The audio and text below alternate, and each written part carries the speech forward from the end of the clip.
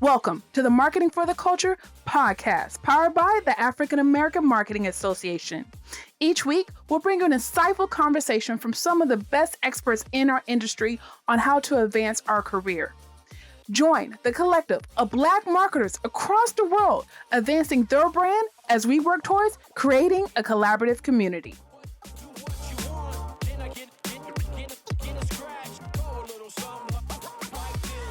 All right, hey, good people. Today's special guest is Alex Santiago. He is the owner, creative strategist, and director of Social Mosaic Communications. Alex, welcome to the show. How are you doing today? Hey, thank you so much. I'm doing well. Thank you so much for having me. Yeah, so for those of us that don't know, why don't you tell us a little bit about yourself? Well, I'm Alex Santiago. I am the owner, creative strategist, and director for Social Mosaic Communications. I am a multidisciplinary professional. Started from the side of creative, was my original kind of pathing, and in the last several years have shifted more towards strategy, always living in that line between writing a brief and answering a brief. And I've done a little bit of everything. Started in marketing in high school. So I've taken all of the marketing business classes, then did the shift over to mass communications, where I ended up in portfolio school. And copywriting was kind of the place that I started. My early mentors encouraged me to think like an art director.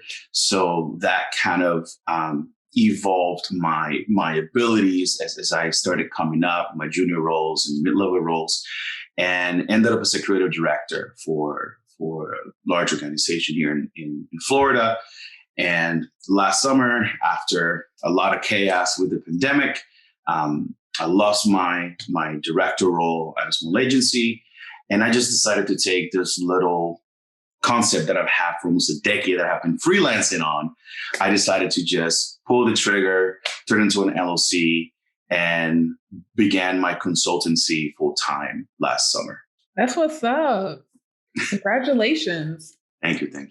So it seems like you've had your hands on quite a few things when it comes to marketing. And I'm going to go ahead and say creative because that's what we're saying today. I don't know what we were saying. Like, I guess back in the day, it was performing arts or visual arts or something. And I like how you led with multidisciplinary, right? Because sometimes you hear this thing between generalist and specialist and niching down. So what has been the benefit for you to be hands-on on so many things throughout your career? You know, that's such a great question. That word is actually something that I adapted not too long ago. I saw it out there and I was like, that's the one. Before that, we just kind of like accepted the term unicorn and went about it. Generalist has a fundamental negative connotation in this industry because this industry is all about finding your niche, right? Like you hear that all the time. And there is value in that. But I think that there's a lot of context that is not presented when you tell somebody that, right? Finding a niche, really what it means is find focus, right? Like if you tell somebody focus versus find a niche, right? Like there's a fundamental difference. So having, learning multiple disciplines is something that came, like I mentioned, a lot had to do with my upbringing coming up. I started as, in marketing groups in high school, which is very, very unlike most people who enter this industry, right? I always knew marketing. I was obsessed with marketing. To this day, I have childhood ads that I would memorize. I would be the kid looking at products. Like I remember being 8, 9 years old and I would look. I remember we have Palmolive, if you're from Puerto Rico listening to this. I would look at the container and it's like, why is it this shape? Why is it this color? And I remember telling myself, there's people in big rooms. I used to think this all the time. This is a little kid, right? Like there's people in big rooms making these decisions, like this lettering and like this information. So I've always been just mega interested about how the subject gets made and all this stuff. So coming up, and it's been an art of learning the things that I have been doing, right? So in high school, the reason I ended up in marketing was because I had a band, and we recorded five songs, and I had these MP3s and like nowhere to put them because we didn't have deals, we didn't have labels, distribution, but we had the internet. It was free. So that's kind of like what started, like this thing. And I used to tell people all the time, like, I got to earn people's trust with my keyboard. Like, that's my job. I got to earn people's trust with the keyboard, which, like, fast forward, a decade later, like, I became a copywriter, literally, like, did that for a living. But like I mentioned, going through the space, I was online before social media had social media. It was new media back then. Yeah. I was in, LiveJournal, I was in ICQ, I was in AIM. And I just knew that if I was inputting the bands that I liked, if I was inputting that, somebody else was doing the same thing on their side, right? So I was like, well, if I just search this term, what I like, what they like, I didn't know what tagging was. Like, so all of a sudden, like, that's UX, that's design thinking, that is, right, understanding digital media. So all of these things, I just kind of like came up with the technology. And I would just always, just how I was trying to break down a bottle when I was 8, 9, my teenage years, I was trying to break down these systems and break down, when I first got my iPhone, the professor was like, listen, you need to understand what this is. And then all of a sudden I'm like, what is UI, right? What is, operating systems? And so it's been, going that way. There's like the tinker, like always trying to break down side of me. As far as the disciplines, I always give credit. If he listens to this, he's going to giggle because I've been saying the story now for a long time. My first official mentor, who was like truly a mentor, love like his family for me now. He came from art direction, and he came from years of art direction where like his work was just phenomenal, right? Like the way that he saw the world was fundamentally different, and what the visual means. And he hit me when I was a junior copywriter, and he hit me with, if you are a copywriter, right? And copywriters needs to be good with words, and a photo is worth 1,000 words. Shouldn't you be good with photos, right? With imagery. And I was like, oh shit, right? Like that was such a big moment for me, because he helped me realize, I was so gonna know, like, this, I'm a copywriter. I don't have to know, like, listen, you're the art director, you're the designers, you do, like, I'm here for words. And that moment just shifted something in me, because then that became like, well, yeah, but then what about the journey of the person? Like, how are they living, right? So then that started unraveling, and then, UX, UI started coming into the fold. Creating experiences versus just ad campaigns came into the fold. And I've just literally been like living that life of like, well, how is a website made? Well, just learn, right? So then I'm in Cargo Collective, I'm in WordPress, I'm in, in all these systems. And it's just been years and years and years of just learning and learning and learning. And eventually what that ended up happening is that story and that journey kind of landed me into one equal place, which is strategy. At the end of the day, you have to be strategic. Like, great creative will stop anybody, right? Like, its job is to stop you, but what makes the sale, what pulls the trigger, it's strategy, right? So I realized that I was really good at being a strategic thinker. And that was the piece that kind of like unlocked it for me, where like I became a creative strategist, which in the ad industry was basically creative director, right? Can you co-author a brief and then lead a team to build something brilliant, right? And that creative direction then kind of pushed me more into like, well, what does strategy mean now? And then I started developing all of my own concepts, and I started developing my own methodologies, my own frameworks. Because again, I'm always breaking things down. It was all inspired by other tech giants, right? Like, the world changed, and all of these marketers that have been doing it for 40, 50 years either didn't realize it or are in a place in their lives that they're just not interested in moving forward. And I was like, that's focus, right? That's not a niche, but that's the focus. I'm like, how can I bring modern marketing to the world in a different way? And that was the big risk. That was the jump that I did, going into my own self and building these new case studies and proving out that all of my theories and methodologies that I have been developing could actually find success. And I'm glad to say my clients have hit, right? They have hit their sales goals. We have gotten recognized, locally and in the state, with, AdFit awards. And we have happy clients, right? Like we have people who are achieving their goals because of our strategic thinking and our creative output. And ultimately, like that's success. And then I'm cooking up some new things, and I'm hoping to bring some of my methodologies out to the world. Hopefully by the end of the year, if not early next year. So that's an exciting time.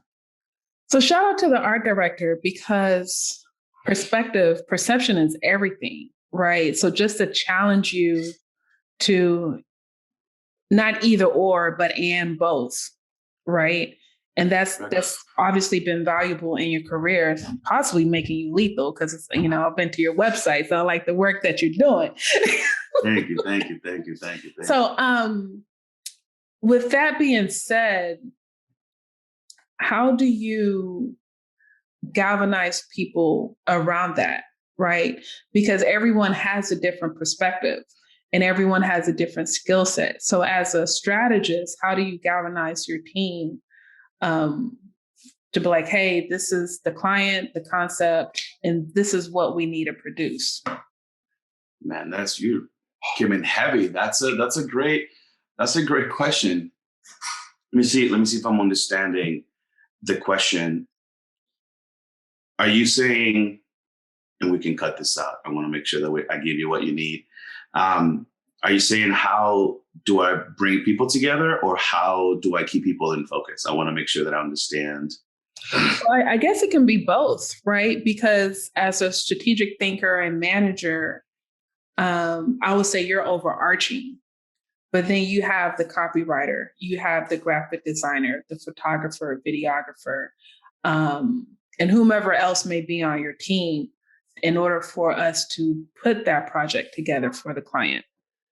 Brilliant. Okay. So the way that as a strategist, especially as a, small consultancy owner, it's transparency. I love when I hear perception is reality, because perception is reality, but perception comes with biases, right? We're human beings. Okay. I will, that's going to be on top of my grade. Perception is reality, but they come with biases. Understanding what makes people move is the science and the art of this business. The simple response to your question, how do you as a strategist keep everyone focused and in line, is objectivity. And the way that we reach objectivity is through transparency. When we are briefing with a client, when we are essentially connecting and seeking out their goals and their needs, that process, it's also the process that we brief the team. I'm actually leveraging this methodology, which some of it is traditional and exists and it's not going to be new for anyone in the industry long enough. Some of it is a new approach that I've developed based on observation and based on successes that I've had. Everyone in this industry say, oh, this is a subjective industry. And the struggle with that is that it isn't. If we were in the arts world, right? If we were making art, it's 100%, 100% subjective. We are in art and business, right? What's hard is that everyone has taste and everyone has opinion. But a great strategist makes things objective. And that's the piece that is very, very hard, that people don't get lost. And I'm trying to make my art and that they focus on the goal. And writing a great brief, that's what you hear all the time in this industry and in marketing, right? Like a great brief develops great creative because it helps it succeed, right? So for me, because I have dwelled in all of the different areas, I need to understand the biases that I bring, the biases that a strategic mind, a copywriter mind, a producer's mind is going to bring to the moment. And I have to anchor everyone into the North Star, right? Like on one side, you have the North Star of like that goal that we're trying to accomplish, but also the North Star of the brand. What is this brand? If it doesn't exist, that's what we're building. And then we're building communications and creative systems and content and campaign type things. I personally love branding, and that's the space. Another kind of ism that I have is most owners don't realize that they own the business, they don't own the brand, right? That's something that they fundamentally, I need to make sure the client understands that coming in. And that's one of my first conversations with a client. Like, our whole job is separating the person from the brand, because brand belongs to people. Brand is what people say you are. Branding is all of the decisions that sends those signals and send those triggers for them to actually feel a certain kind of way. And then as app professionals, marketers, we are constantly managing that feeling, right? We are making decisions that we make sure that the beliefs and the behaviors that we develop for the brand are consistent and that they don't deviate. And you don't have, a brand doing something that doesn't look trustworthy, because once you lose trust, you lose the customer, right? So the way that I've been able to do this is I do have the empathy, right? Like, I've done a lot of different plays. And if I haven't done the job, I have trained so that I understand the job, to make sure that there is that ability to understand, like, for example, a project manager. A lot of people don't understand what a project manager's job is until you're in the thick of things. You're feeling lost, going down the rabbit hole of deadlines. And then you have that person who actually knows every step of the way, understands, where we are in the process and what needs to come next, right? A lot of creatives, I'll do it when I do it. It's like, no, that's what makes this industry different, right? This industry, the deadline is what makes it real, right? Like the framework, the framework that a brief creates is what makes it. The creativity is how far you can get into those margins without just doing something completely random and different. I love everything that you said, right? And I'm probably going to say this a couple of times. I know there's people, they're hungry out here, right? So how important is establishing a framework before you go get new business? Man, you're like, you heavy duty. Damn. So let's pause for it. The reason why this podcast is so important is because there's a bunch of business owners and creatives, or the creative entrepreneur. But lots of times we struggle in business and then we silo ourselves. And it's like, and so this is going to be a future question. It's like, man, if I can only get on with this artist, if I can only get on with Nike, how do I work with Nike or this brand? And I'm going to blow up. And that's not the case. Or you're talented, but your business is not in order for you to work for a big name brand. So I'm trying to lead up to that. Brilliant. You're the man for the job. Brilliant. Well, I got a couple of names. Can you ask me the question again, just so I can? So how important is it to create a framework before you start getting new business? All right. So getting a framework, again, what a great question. So most creative people are not taught business classes. Most business people are not taught how to speak creative. That has literally been the nonsensical friction that this industry has forever had. That's why you had people in different places. That's what you had in the early 2000s. CPB down in Miami creating pods and actually bringing the strategists in the ad account and everyone together in a single place to kind of develop synergies within teams and chemistry A lot of people think that what they see out in the world, I can do that, right? It's the final piece. I got Photoshop. I know how to cut. I know how to edit. I know how to shoot, right? The framework, right? It's literally your skeleton, right? Try to walk around without your bones. Plain and simple, right? Plain and simple. So frameworks and methodologies are important because people can only learn baby chunks at a time. People can grow. We evolve, but we do it little bits at a time. So when you hear things like methodologies, things like scaffolding, those baby steps, those are the pieces that creatives just don't speak that language, right? They just want to like do something, hit culture, shot culture, and that is beautiful. But if anybody can get anything out of this conversation, it's understanding that you are art and business, right? We said it before, because you are art and business.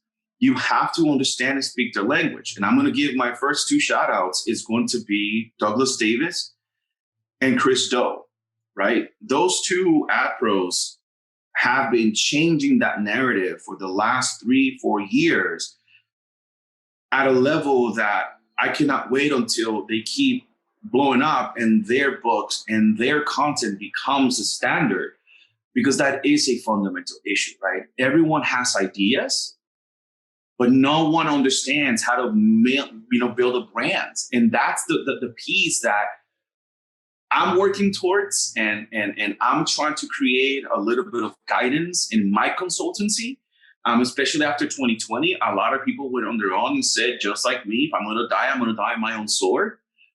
But they're doing it with only half of the story and no context, right? They do it, like I said, I could totally do that. I can pull that off right now. And they go into their machine and they do it.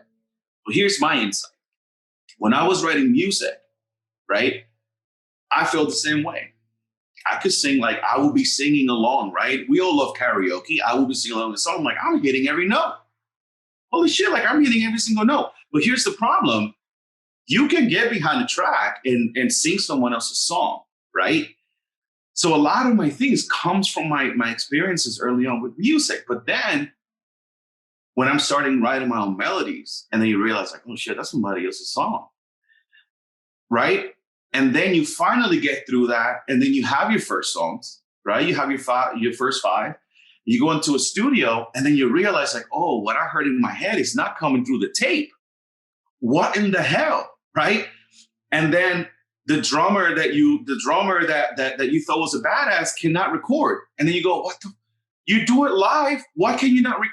So then all of a sudden you have that empathy and understanding, like. That's why, like the OGs tell you, like, trust the process.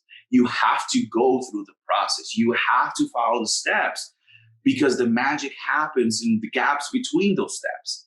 That's where you find your voice. And then you realize like, oh, I don't sound like so-and-so. I sound like me. And then when you realize that making a production actually takes 6 months longer than you thought, and that final thing that you were singing at karaoke takes 2 years to come together, right?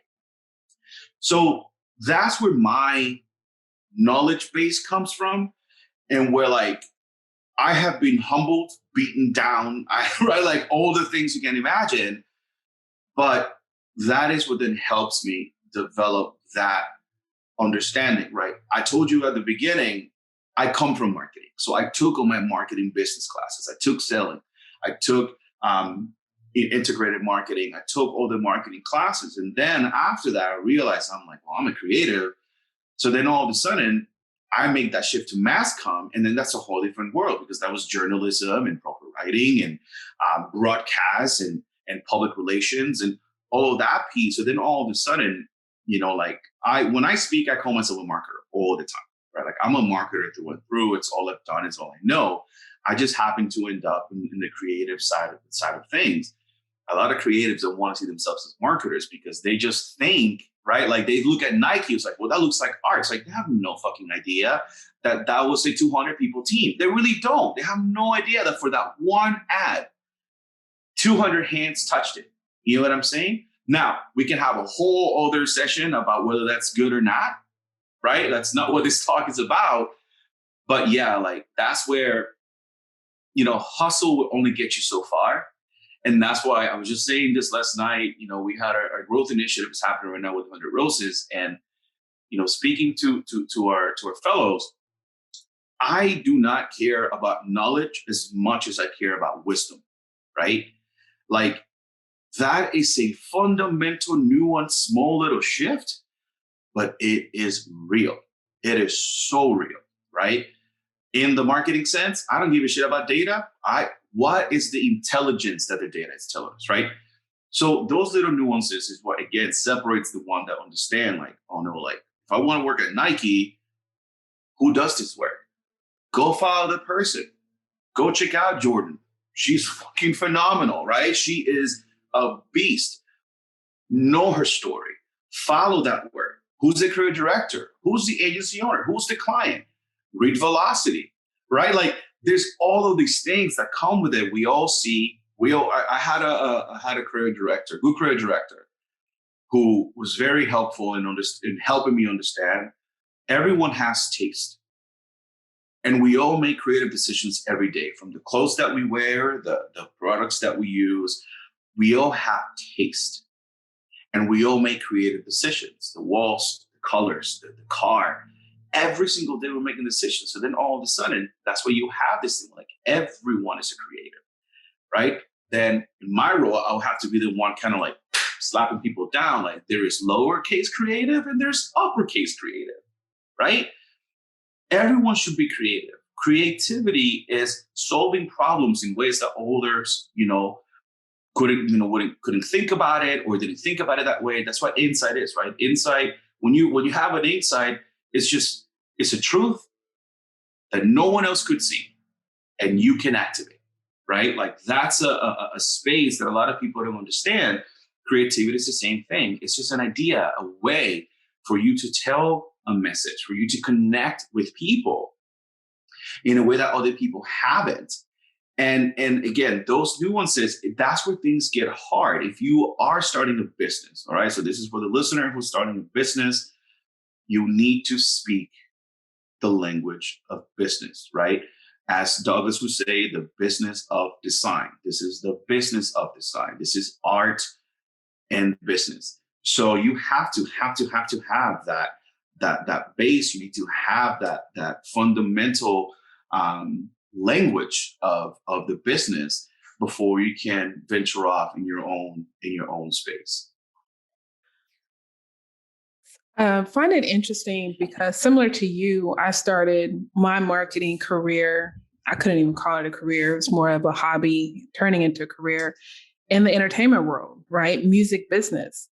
And looking at these artists, there's always so much emphasis that, yes, you're talented, but this is the music business. And I'm hoping we can take that same energy and that same translation to the creative side, right? This is a creative, well, I'm just going to say creative entrepreneurship, content entrepreneur, especially now with influencers and all of these new media digital platforms. And it's like, yes, you're creating, and of course you want to monetize, but how are you going to align these two things together? Right. And what I like to say, going from surviving to thriving. Of course, heard.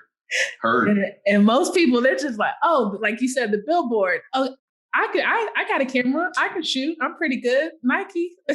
Mm-hmm. And they're just they want to get to thriving and not trusting them. Which is funny because what they don't realize is the 30 plus year story of the value of that logo. Right? Like you slapping that logo, what they don't realize is the story, what it took to get there. Again, which is funny, literally read 3 books, like, and you can understand that, right? Like if you read that, but that's the part that is interesting. And by the way, I'm going to say this publicly, and I don't know if you cut this or not, but like influencer marketing for me, like the fact that they slapped marketing behind it is completely nonsensical. Influence marketing, right? Tim Epiphany, Culture and Curtis, like real influence marketing is a thing. That is an art and a science. Like what is happening now of good looking people making funny videos, comedians and actors doing wonderful bits and then slapping a logo behind it or hashtag ad. That is a huge reason why I started to lean more into strategy. And it's funny because I was in all these big corporations and everybody was influencers and you have to have influencers. It's like, no, you need to have a badass strategic integrated marketing campaign. And if influencers fit into that, then let's talk about who's the right person. But I mean, this is something that is interesting. I wrote a piece last year about biometrics and about people's awakening to their data. So I love influencer marketing because I do love the cutting of the middleman, right? And I'm in advertising, so the middleman is the ad agency. So I'm not right. Like I shouldn't be okay with this, but I am, because for too long, people's data, especially obviously in digital spaces, people's data were taken, monetized. They didn't even know it. So I love influencer marketing for the awakening of, if you're going to use my insights and my cleverness and my, whatever I'm giving, I'm to get a cut of that. So from that perspective, it's great. But like anything else in this country of charlatanism, you are going to have people who understand how to beat the system, how to build audiences. Like, I knew the people that early on were like, getting the first 10,000 were fake people so that then the algorithms will. I've seen that. I don't like that. I don't agree with it. And I definitely despise when you have just lazy marketers saying, pick 15 influencers and there's your campaign. That part, or when you have ad agencies that are just picking up the latest TikTok trend and they call it in a campaign. It's fucking lazy, right? Like there's nothing strategic about that. So I'm very vocal about influencers. Like I'm not a big fan, because what ends up happening is everyone has been just, I don't know, like buffooned by this notion of like, I only work with companies that I align with. And it's bullshit, right? Like, no, you found, good for you. You're using your creativity to monetize your data. Fantastic. But what ends up happening is just lazy work has to just become the norm. And if you notice, there's going to be certain companies that if they do it, it's like cherry on top. It's right. Like, and it's also silly because at the end of the day, like, this is nothing more than sponsorships, right? This is no different than just, instead of Kim Kardashian, it's just, guess what? Having 10,000 people is just as effective as having one Kim Kardashian. So that whole thing's like, this isn't fucking new either, right? Like this is, artists putting their names on perfume bottles, right? It's the same shit. It's the same thing, but it's regular looking people with a lot of filters. So then it's like, it feels different. So those things like that, it's interesting. But I personally, I don't prescribe in that, especially like if you're not making decisions for a brand on its behalf and its people, its audience, you're just making noise. And what you see nowadays is, instead of having a lot of commercials in between television, you're scrolling through a lot of bullshit. Like that's, again, like this industry, how we consume is exactly the same. Unless you're rich enough to not pay for ads anywhere, just be subscribed to everything that doesn't have ads.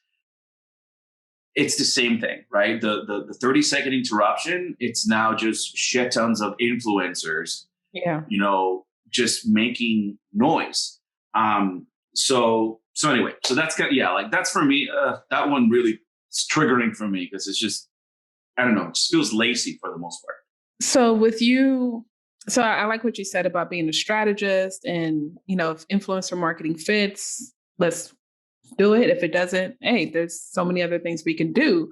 So as a creative director, how do you set the expectation for your clients? Because they're already going to have a notion of what kind of marketing they should be doing. And it's pretty much they saw the headline, not even read the article.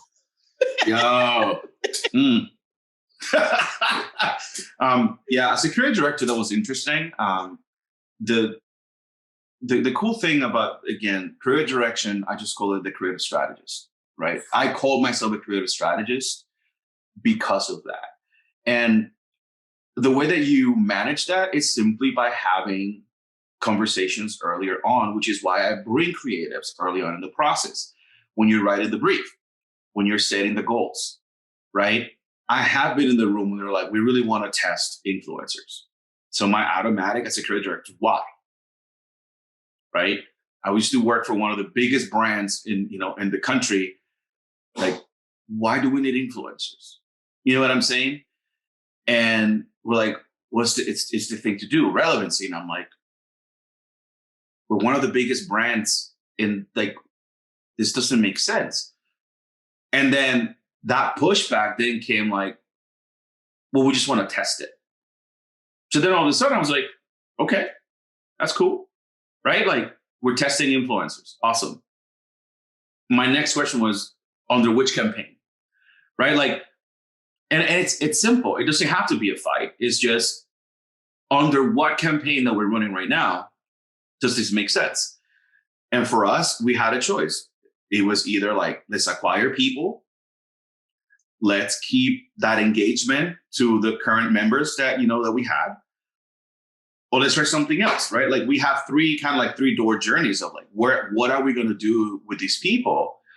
And the third door just happened to be like, oh, let's introduce a new service. And I was like, all right. So basically, we were doing a grassroots strategy, but from a big ass company, right? Like, but that is a decision, right? Like, that is a strategic decision that then had its own framework built into it to be able to test it. Now, as a creative director, I was like, I have to ask you the questions like, are we setting the guides for creative? Are we just letting them to go loose? Because another thing that people don't realize is all of like the real big brands, when you do this kind of stuff, you have to give a big amount, not only trust, but you have a big amount of just freedom. When you align with an influencer, you're basically saying, I like your style. I want to leverage it because it fits my brand. But if it doesn't, right, then you have what happened is now you have a 10-page deck on like how you're supposed to do the creative. So now the influencers are turned off because then, right, but that shows you how much that brand doesn't understand. You feel me? Like, so it's like, so the test for me, I was like, I'm going to tell you exactly what's going to happen. Like, nothing is going to happen. Like, we're too big for us to be working influencer marketing. Like, we need to work with celebrities. Well, we don't work with celebrities. Well, then what are we doing? And that was the constant back and forward. The campaign ran, it didn't do a damn thing. Like, we're not doing it again. Right? Like, it's like, so could have we, right? Like, could have I just said like, this is never going to work? But what, same thing. Like, I didn't have that backup. That was just experience and gut feeling.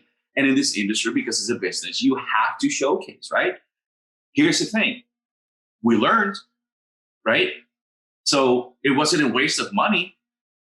We could have used that money for something else, but it wasn't a waste of money. We learned something new, right? We learned what works, what doesn't work. And it was just one of those things, like, it passed by and it was all good. You know what I mean? Like, I'd rather have done something else with our team, but yeah, that's an example of like how things can work and also fall on their faces. Yeah, I've definitely been through that. And I think that's why it's so important to be objective, because especially when you're working with these big name brands, they understand the power of their brand equity. and they feel like they can dominate over the influencer, or I'll just say a lesser brand, depending on the partnership. And like, that's not the case, right? Especially if you initiate contact. It's like, you sought this person out for a reason, let them do their thing, right? And if you want to test, let's test. That's the magic word, which you should be always, right? As a brand, you should always have a budget assigned to testing new things. But it's really interesting because like I happened to enter this, I started in the industry at 19, which is a technical writer. I was a bilingual writer. So it was a very, very entry, but I was in the industry, right? I was already reading at age. I was reading, again, breaking things down like always. What's really funny is like, I am now in a place in my career where like I am seeing the patterns already happen, which is like kind of like the OGs, like, oh, here we go again. You know what I'm saying? Like, that 20-year cycle. Yeah, like it's really interesting because all the people that are doing that to influencers now and have been doing it for the last few years were the same people who were refusing to get into social media until we started writing about it. So then everyone had to be in social media, right? Like, everyone had to do it. And Gary Vee created, a whole fucking platform because like, I told you 10 years ago, right? Like that was like Gary understands like it takes a fucking decade for all these suits to understand that the world is changing, right? The pandemic has ballooned everything and just like compressed a decade into 6 months and it went crazy.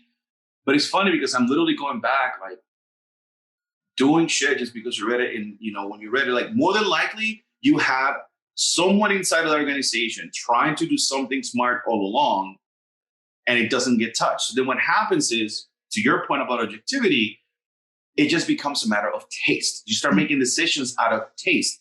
That leader is now ready, right? Like they finally downloaded, TikTok. So now like we have to be on the TikTok, right? Like, and it's like, if you like, had you cared about media, like you say that you are a professional, you should have known that there's nothing, it's a reskin musically, right? You should have known what was happening back then. You should have known like that's the part for me that is really interesting. Like when people become successful, they have this like fundamental loss of interest in growth. And then like become that like, I found success, therefore I know all the things. And I'm like, that is literally my battle every day. And I do it with my kids. I do it with our teams.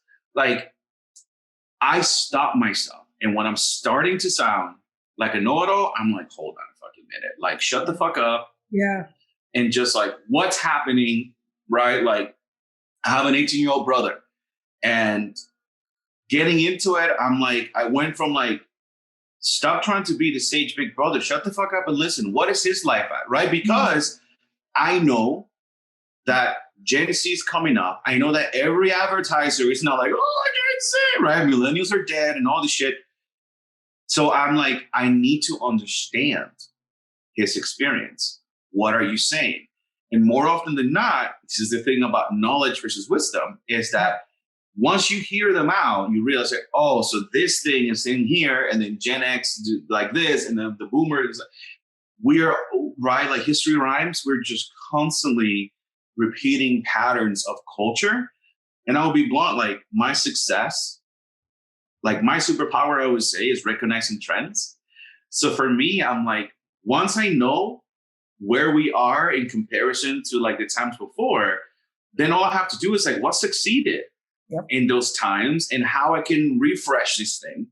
Where again, you're not copying something, but the patterns and those clues that were left from the past, how do you reintroduce that in a creative way? That has been, and I'm giving away one of my biggest just observation secrets. Like, that's how I've been able to know like what's the right thing to do, because again, I'm looking at culture and at history for those clues. Yeah. One thing I always say, it's a very thin line between experience and success and being too far removed. Right. And so I'm like, you got too much money. You don't understand what's going on here. And that's empathy. Right. And the thing is, like, you have those kind of people, they succeed at once. And that shit, like, Florida is amazing because Florida, like, you have a lot of like people make big money in big cities and they come down here and they go into that retirement mode where like they're still only 45, 50 years old, but like they succeeded once, and then they're down here and they're like, well, I'm the shit, right? But that's the thing. It's like once in this country, we know this, like once you make money, if you know how to, make your money, make money, like you're going to be golden, especially when it's a cheaper place. But what happens to those people is that culture eventually, like that culture wave eventually crashes on you, right? You can only get away with that kind of like mindset for so long before culture just washes you out, and it's just like, I've seen it, my mentor called it the fat cat syndrome, right? Like I succeeded once, I'm just chilling, like, I got tons of money, but then it's like, yeah, but you have a team that doesn't have the money. You have juniors that don't have that. Right? Like that's the part. And when I talk to like my mentees now, and I talk to like, those are the things that I talk about, like the culture inside of a company. Those are the flags you're looking for. Those are the things that you want to look for. And that's when you're going to be in a toxic place. When you're like, if you just have a fat cat making a whole bunch of money, not wanting to make moves, like if that's the kind of life you want to have because you don't like, you have a low risk tolerance and you just want to like go in and go out, that's your place. If you are a hungry, like I want to change the world, that's not your place, right? Like, and that's the piece for me that I'm like, choice is huge. Choice is a big part, if not the real only part of our experience, that we can make those choices and we can find success inside of the places and spaces that we hold. You mentioned 100 Roses a couple of times. Do you want to share that with us? I would love, it'd be an honor for me to share. 100 Roses from Concrete is the brainchild of Kenny Thacker, who is an incredible human being, a big brother to me. And basically, it was a response to organizations that kind of became fat cat themselves, to be honest with you. I mean, for lack of a better example, again, the world is changing faster than people can like register. And when you have enough people with like-mindedness and a deep hunger to bring positive change, the internet, the world, the universe brings people together. So, I was very lucky early on. It was basically a community to bring, men of color. That was the original idea. And we were doing little things here and there, kind of helping communities. Like one of the first things that we did was we all donated books. It was maybe like 20 of us at the time. We we all bought 2 books and we helped this school in New York build a little library. And it was all from like our favorite books, right? Like, and we were doing this little small things. And last year in March, when the pandemic kind of like shit got real and everyone was scared, and like a lot of agencies canceled their internship programs. And, Kenny called, at this point we had like 120 members that we had been for about a year and a half, slowly, coming together. And he was like, listen, like, this is bullshit. Like, we got to do something, because we all know that the majority of the people who get dropped are people of color and women, right? Like the multicultural groups, like those are the people that usually get dropped off, because when you have a choice between hiring the CEO's, nephew, son, daughter over this intern program, thing, like, who's going to get the gig, right? And we knew that, and we've been in the industry long enough to know that. And, Kenny called and he was like, I have a wild idea. Like, what if we put something together to give a space for all of these kids to not, think about it. You're graduating middle of a pandemic, so there's no jobs. And if you don't have an internship, you're fucked, because in this industry, if you don't have that, it's right. Like they want junior positions with 2 years experience. Like what the fuck? Like what is that? So we understood that, and we were like, what are we going to do? And he was like, what if we put a program together and just put these kids to work? And lo and behold, long story short, the Growth Initiative was born. And, Kenny has been doing this for a long time. He's been doing programming for a long time. He himself, is a Swiss blade and has done production and programming and creative. So he has that unicornness about himself. And we brought in together, 10, 12 people. And we all come from places that we have been part of this program. So have, volunteered for these type of programs. And we created the Growth Initiative out of the response of all these ad agencies essentially putting their heads in the sand, right? Like everyone hit. And don't get me wrong, I'm not like shit talking. I'm just saying like, that's what happened, right? Like fight or flight. They flew, we fought because we know that it was going to be the brown voices. We knew it. And so we came together, he worked on the programming. I was just kind of like, whatever you need, you know what I mean? And we put together the Growth Initiative. And since then, we just kept doing more and more things. So we worked on different campaigns. Our West Coast Roses put together our calendar of important, events and dates, and all around, obviously like George Floyd was happening in the summer. And we were actually creating tools to help all these organizations do something about it and be about it, right? Not just like, oh, we commit to change in the next 15 years. That whole bullshit.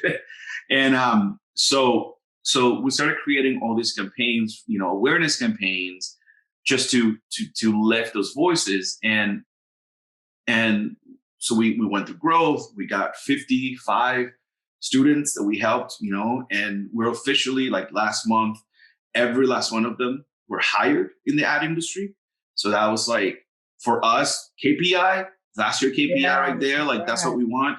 So 100 Roses started as just a group, a community of men of color to come together, to grow, to connect. And then this year, at the beginning of this year, somebody said, well, if you're going to do DEI, like, shouldn't you have more than men? And, our consultant came through and we made some changes and we opened it up, and we now have, men, women, part of the program, and we have been evolving. We just started the second year of the Growth Initiative, which is really excited. We've been working. We got some really cool news coming soon. I cannot divulge right now, but we got some really big news coming in the next few weeks. So it's been exciting, man. Like I am in Florida, I'm in Central Florida, and it can be as scary as the cliches, you know what I mean? So a lot of incredible, beautiful people I have made a life down here. But the context of being in Florida is that we don't have the same type of ad industry as New York, as LA, San Francisco, right? Like you just fundamentally don't have that. I have Tampa Bay to one side, I have Orlando in the other. But even then, those ad industries, because obviously the ad industry is small, but here, like it's even smaller. It's very cliquey, which I'm like, I know all these people, but it's just something that if you're not there, it's really hard to be there. You know what I'm saying? So I don't live over there. So like, I know them, they're wonderful human beings, but they have their community, they have their tribes, and it's very hard to feel connected. So for me, it has been so beautiful to have this kind of like digital first community. And we have members from all over the world, which is incredible right now. We have members mostly US based, but we do have some, the countries. And it really has become, for me, 100 Roses is all about finding ways to not just voice, right? Like this story that we all know. Like if you are a person of color, you understand. Person of color, women, any non-dominant group in this industry, we are just not represented. The numbers are entirely too small, in comparison to the culture at large. What we really want to do is help professionals, no matter where they're on the journey, they could be from students to VPs, find long-term success in this industry. Like that's, if I can tell you the thing that makes us different, we're always, always, always looking at how can we give our people longevity? Because we know that there's that 5, 6, 7 year burnout line for a lot of us, and we don't make it. Right, like it's not built for us, and it drains you, and it like we have to be more. We have to be more to be in the room. We have to be more to make it in the industry. So that's really the 100 Roses kind of core piece: is how can we help people have long-term success in this industry? And then we go about it in different ways, right? We have that virtual agency program, the Growth Initiative. We have ad campaigns. We have content campaigns. We have tons of Sunnyside chats. We just had a strategy Sunnyside chat. We're going to have a price Sunnyside chat at the end of the month. And we're just really trying to give that perspective and try to do something that is a little bit different, but still focus on the success of underrepresented, non-dominant groups in our industry. I love it. I love it. Shout out to y'all for establishing that in such a crazy time. As we close, is there anything else that you would like to cover that's important for the people to know? I went through it, so you don't have to go through it. That's my whole, what I would say is, I have a blog where I have basically my transparency.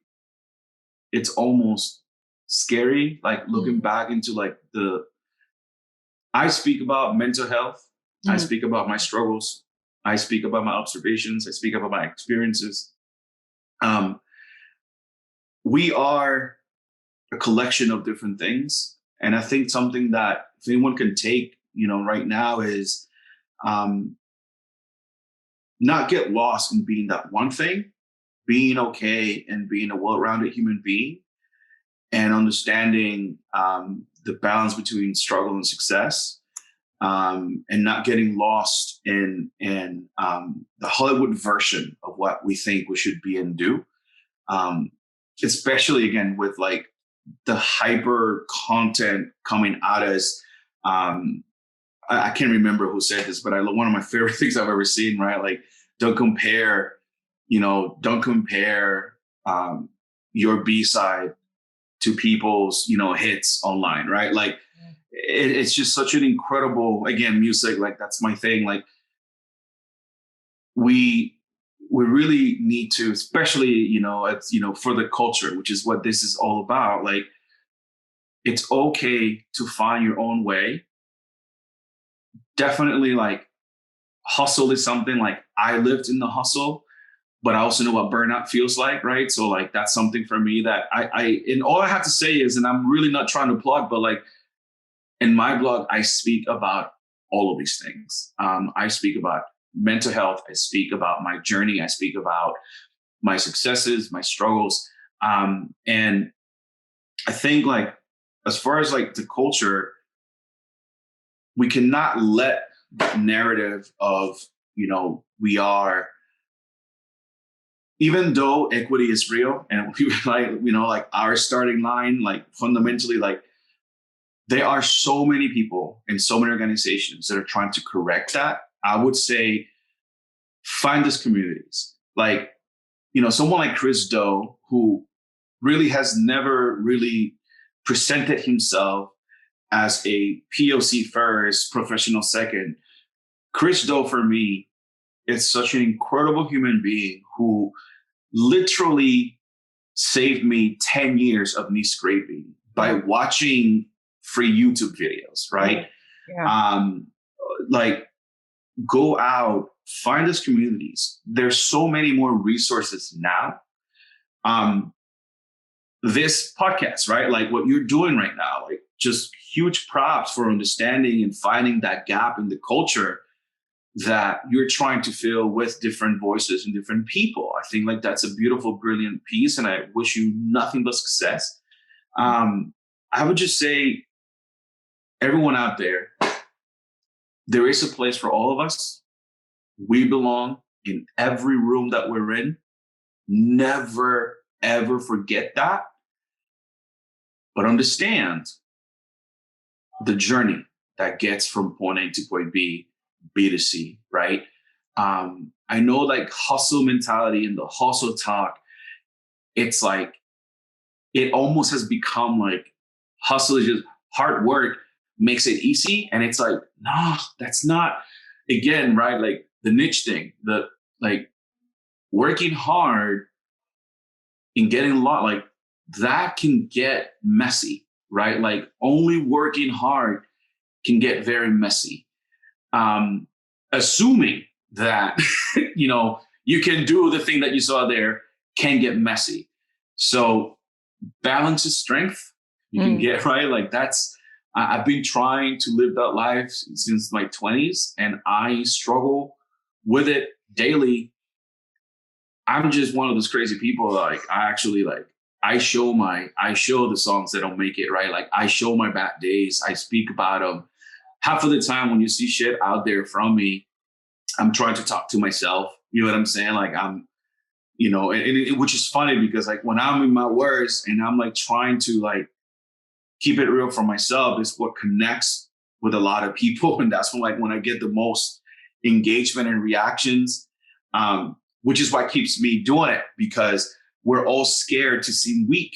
You know what I'm saying? We all scared to feel like a burden. I'm in that space. I've been struggling with that space, but I've also had incredible peoples in my life who have taught me that it's not a burden to ask for help, that have taught me that it's okay to struggle, rest, recover, and try again, right? Like that's something that is very real. And if anybody wants to, deep dive into some of my experiences, if you find any kind of connectivity, if you find any kind of solution possibilities, definitely check out my blog, sosaic.wordpress.com, sosaic.wordpress.com.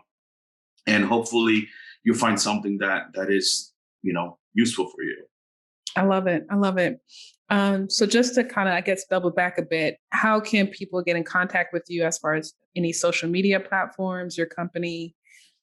Yeah, thank you for that. I'm the same name all over the place. Social Mosaic, smash into one word. It's SOSAIC, Sosaic. That has become my name forever. You can find me in every single platform. Promise you that. I am Social Mosaic Communications on LinkedIn. My website is socialmosaic.us, socialmosaic.us.